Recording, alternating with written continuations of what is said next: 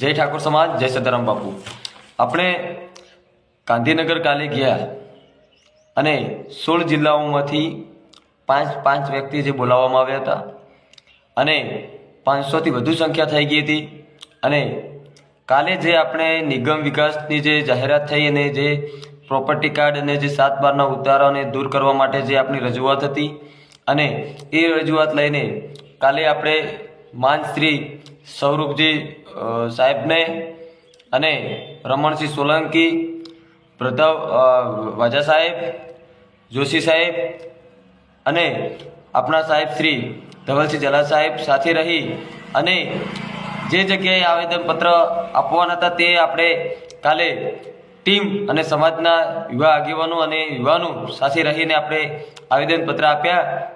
અને આશ્વાસન આપ્યું છે। અને બહુ ઝડપથી એટલે કે 10 દિવસની અંદર જે એક પરિપત્ર જે જાહેર થયું છે તેમાં જે ઉતારો અને 7/12ના ઉતારા અને પ્રોપર્ટી કાર્ડ જેવા ઉમેરો કરવામાં આવ્યો છે તેને ઝડપીથી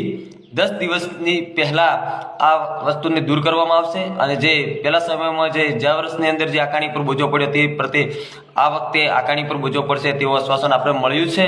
સાથે દરેક યુવાનો અને સમગ્ર ઠાકોર સમાજના ભાઈઓએ સાથે મળીને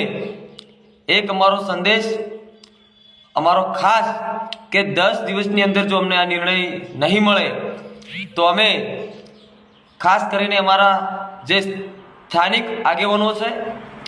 અને જે પણ અમારી ટીમ વિચારશે, જે અમારા યુવાન વડીલો જે કહેશે તે પ્રમાણે જે પણ આંદોલન, જે પણ કાર્ય કરવાનું થશે તે કરીશું। અને જેટલા પણ અમને અત્યારે સંદેશ મળ્યો છે, જે વ્યક્તિ અમને કીધું ફોનના માધ્યમથી કે ઠાકોર સમાજના, ક્ષત્રિય ઠાકોર સમાજના એટલા બધા આગેવાનો છે તો તમે કાલે જે રજૂઆત કરવા ગયા તે પ્રત્યે તમારા આગેવાનો કોઈ દેખાયા તો નથી મીડિયામાં, એટલે દુઃખ તો થયું છે પણ છતાંય અમે આજે વિશ્વાસ રાખીએ છીએ કે કાલે જે અમે રજૂઆત કરી છે એ રજૂઆત ધ્યાન દોરી અને અંદર કાંઈ પણ થોડા ઘણું આગા પાછું કાંઈ રહેતું હોય તો જે પણ 16 જિલ્લાઓમાંથી જે પણ ક્ષત્રિય ઠાકોર સમાજમાંથી જે પણ આગેવાનો છે તે આ બાબતે ચર્ચાઓ કરીને જલ્દીથી જલ્દી એટલે 10 દિવસની અંદર આનો ન્યાય અમને મળે તેવી અમે આશા રાખીએ છીએ। અને જો આ ન્યાય નહીં મળે તો અમે આડા હાથે અમારા આગેવાનોને લેવાના છીએ, જે પણ હોય, કારણ કે અમને અધિકાર છે। અમે જે સાથ ને સહયોગ ને સહકાર જે અધિકારીઓ અમારા આગેવાનોને આપ્યો છે, રાત દિવસ મહેનત કરી અને જે પદે જે ધારાસભ્ય જે પણ બનાવ્યા છે આજે, એ અમે અમારી સમાજ હંમેશા એના માટે રાત હોય કે દિવસ હોય એને સપોર્ટ કર્યા છે। અને એ જ આગેવાનો જો અમારી સાથે નહીં રહે, સમાજની સાથે નહીં રહે અને અમને જો ન્યાય નહીં મળે તો અમે જે પણ વિરોધ જે પણ કરવાનો થાય તો અમે